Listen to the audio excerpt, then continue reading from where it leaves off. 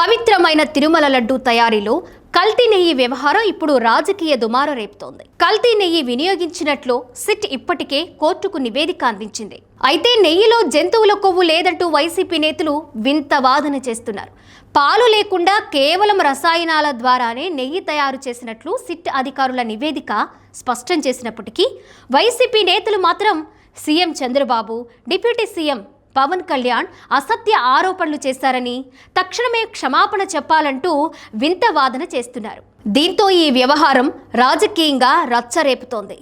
CBI ప్రత్యేక దర్యాప్తు బృందం క్లీన్ చిట్ ఇవ్వలేదని, ఆ విషయాన్ని వైసీపీ నేతలు తెలుసుకోవాలని మంత్రి పయ్యావుల కేశవ్ హితవు పలికారు. చంద్రబాబు, పవన్ కళ్యాణ్ పై వైసీపీ నేతలు అనుచిత వ్యాఖ్యలు చేస్తున్నారు. తిరుమలపై అసత్య ప్రచారంతో హిందువుల మనోభావాలు దెబ్బతీసేలా వ్యాఖ్యలు చేశారంటూ విమర్శలు చేస్తున్నారు. దీనికి టీడీపీ నేతలు ధీటుగా జవాబిస్తున్నారు. వైసీపీ ప్రభుత్వంలో జగన్ హయాంలోనే కల్తీ జరిగిందంటూ రాష్ట్ర వ్యాప్తంగా ఫ్లెక్సీలు వేశారు. ఆలయాల శుద్ధి కార్యక్రమాన్ని చేపట్టారు. జగన్ పాలనలో జరిగిన అపచారాన్ని ప్రజలకు వివరించేందుకు కూటమి నేతలు రంగంలోకి దిగారు. వైసీపీ హయాంలో పవిత్రమైన తిరుమలలో అరాచకాలు, అక్రమాలు జరిగాయంటూ ప్రజలకు వాస్తవాలు తెలియజేస్తున్నారు. అయితే వైసీపీ నేతల తప్పుడు ప్రచారాన్ని తిప్పికొట్టడంలో టీడీపీ, జనసేన నేతలు పూర్తిగా విఫలమయ్యారని అటు చంద్రబాబు, ఇటు పవన్ కళ్యాణ్ తమ పార్టీ నేతలు, కార్యకర్తలపై తీవ్ర ఆగ్రహం వ్యక్తం చేశారు. ఈ పరిణామాల మధ్య జనసేన ఎమ్మెల్సీ పవన్ సోదరుడు నాగబాబు తెర మీదకి వచ్చారు. తాజాగా ఓ వీడియోను విడుదల చేశారు. వైసీపీ ప్రభుత్వ హయాంలో రాష్ట్రంలో దేవాలయాల్లో చోటు చేసుకున్న ఉదంతాల గురించి వీడియోలో స్పష్టంగా ప్రస్తావించారు. 2020 సెప్టెంబర్ 6న అంతర్వేది శ్రీ లక్ష్మీ నరసింహస్వామి రథం దగ్ధం కావడం, అదే ఏడాది డిసెంబర్లో విజయనగరం జిల్లా రామతీర్థంలో శ్రీరామచంద్రుడి విగ్రహం ధ్వంసం కావడాన్ని గుర్తు చేశారు. ఈ రెండింటిల్లోనూ సమగ్ర దర్యాప్తు జరగలేదని ఆరోపించారు ఆయన. రథం దగ్ధం కేసును సిబిఐకి అప్పగించలేదన్నారు.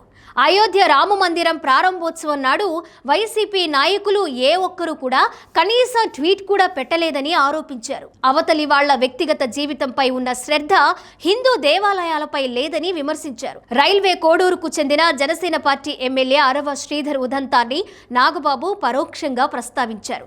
వైసీపీ నాయకులకు హిందువులపై కుళ్ళు, కుతంత్రాలు తప్ప ఇంకేమీ లేవని నాగబాబు మండిపడ్డారు. ఇక తిరుమలలో గెస్ట్ హౌస్ల అద్దెలను భారీగా పెంచిన ఘనత కూడా వైసీపీదేనని ఆయన ధ్వజమెత్తారు. దీనివల్ల భగవంతుడి దర్శనానికి సామాన్యుడిని దూరం చేసే ప్రయత్నానికి పాల్పడ్డారని ఆయన అన్నారు. తిరుమల దర్శనానికి వెళ్లినప్పుడు జగన్ ఏనాడు డిక్లరేషన్ ఇవ్వలేదని నాగబాబు విమర్శించారు. గతంలో రాష్ట్రపతి అబ్దుల్ కలాం, పవన్ కళ్యాణ్ కుమార్తె పొలీనా డిక్లరేషన్ ఇచ్చారని గుర్తు చేశారు. తాను నాస్తికుడిని కాదని నాగబాబు వివరణ ఇచ్చారు. నిరాకారుడైన పరమాత్ముడిని తాను సదా నమ్ముతానని పేర్కొన్నారు. అసేతు హిమాచలం నుండి హిందూ మహాసముద్రం వరకు ఈ దేశంలో పుట్టిన ప్రతి ఒక్కరూ హిందువే అన్నారు. హిందూ ధర్మంలో చార్వాకులకు కూడా చోటుందని, అందుకే తాను నికార్సైన హిందువునని అన్నారు. హిందూ ధర్మాన్ని తాను ఆచరిస్తానని పేర్కొన్నారు. నమస్తే, నేను మీ నాగబాబుని. ఒక సగటు భారతీయుడిని, ఒక హిందువుని. అదేంటి మీరంతా నాస్తికుడు అనుకుంటున్న నాగబాబు హిందువుని అంటున్నాడని అనుకుంటున్నారా? ఆదిశంకరుల అద్వైతం, రమణుల ఆత్మజ్ఞానం, వీళ్ళిద్దరూ చెప్పిన నిరాకార స్వరూపమైనటువంటి ఆ పరమాత్మను నమ్ముతాను. హిందూ అనేది ఒక నమ్మకమో ఒక మతమో కాదు, ఇది ధర్మం, మన జీవన విధానం. అవివేకుల్ని, అజ్ఞానుల్ని ఎడ్యుకేట్ చేసేలా చెప్పాలంటే ఇది ఒక జియోగ్రాఫికల్ ఐడెంటిటీ కూడా. ఆసేతు హిమాచలం నుంచి హిందూ మహాసాగరం వరకు ఈ పుణ్యభూమిలో పుట్టిన ప్రతి ఒక్కడూ హిందువే. ఈ దేశంలో, ఈ ధర్మంలో చార్వాకులు కూడా చోటుంది కాబట్టి నేను నికార్సైన హిందువుని.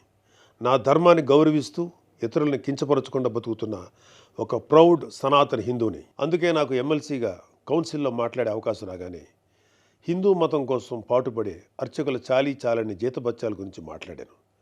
మరి వైసీపీ నాయకుల సంగతి ఏంటంటారు? రండి చూద్దాం.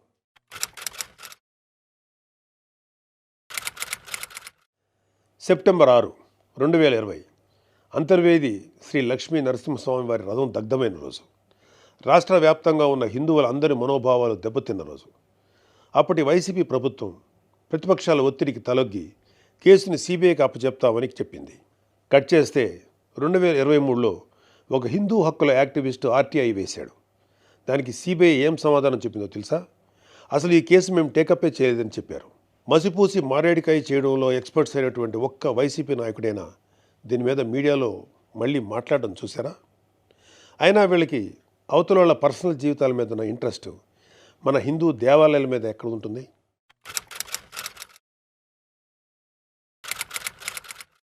డిసెంబరు 2020 రామతీర్థం రాముడు మనకు ఒక దైవం. మహావిష్ణువు అవతారం మాత్రమే కాదు, అంతకు మించి ఈ దేశం తాలూకు ఆస్తిత్వం రామకథలో ఉంది. ఒక మనిషి ధార్మికంగా ఎలా బ్రతకాలో రామాయణం చెప్తుంది. రామాయణంలో మారీచుడు చెప్తాడు, రామో విగ్రహవాన్ ధర్మ సాధు సత్య పరాక్రమ అని. ఈ భూమి మీద రాశీభూతమైన ధర్మమే శ్రీరాముడిని నమ్మే జాతి మనది. అలాంటి రాముడి శిరస్సును నరికినా పట్టించుకోని ప్రభుత్వం వైసీపీ ప్రభుత్వం. అప్పటి ప్రభుత్వం ఇన్వెస్టిగేషన్లో చూపించిన నిర్లక్ష్యం వల్ల దీని వెనుకున్న అసలు దోషులను శిక్షించలేక ఏదో నామకే వాస్తే కేసులు పెట్టి దీన్ని నీరు కార్చారు.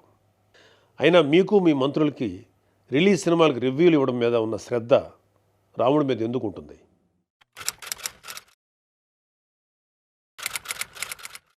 జనవరి 22, 2024 అయోధ్య రామమందిరం ఇనాగ్రేషన్ కొన్ని దశాబ్దాల సుదీర్ఘ న్యాయ పోరాటం తర్వాత, కొన్ని వందల మంది బలిదానాల తర్వాత హిందువులు కలల కన్నా రామమందిరం కల సాకారమైంది.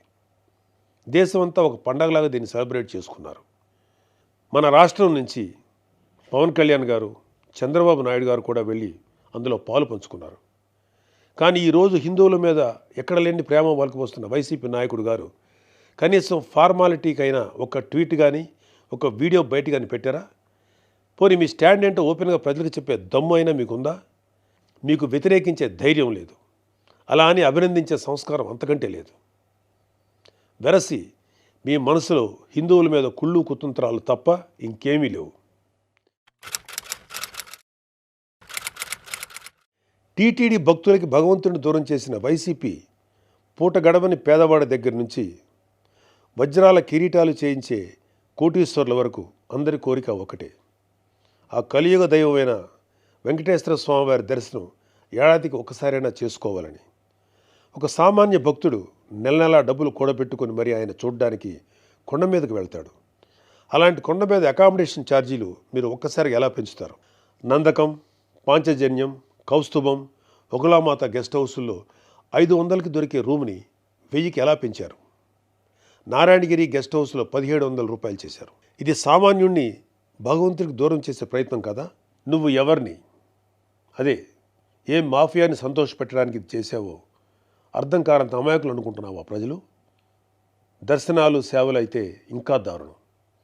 ఏదో కాయగూరల బేరం ఆడినట్టు 10,000 చెయ్యి, దీన్ని 5,000 చెయ్యంటూ ఎంత నిర్లక్ష్యంగా మీ సుబ్బారెడ్డి బోర్డు మీటింగ్లో మాట్లాడాడో మొత్తం రాష్ట్రమంతా చూసింది. అంత చులకన మీకు హిందువులంటే. ఇకపోతే తిరుమల మీద నువ్వు చేసిన దోపిడీ అంతా ఇంతా కాదు. ఒకే ఒక ఉదాహరణ చెప్పాలంటే టీటీడీ కామన్ గుడ్ ఫండ్కి ఇచ్చే కాంట్రిబ్యూషన్ 2.5 కోట్లు ఉండేది. దీన్ని సెప్టెంబర్ 2021లో 50 కోట్లకు ఒకసారిగా పెంచేశావు. అసలు ఇక్కడే కాదు, ఎక్కడ కొండ కనపడినా గుండు కొట్టేయాలనుకోవడమేగా మన అలవాటు.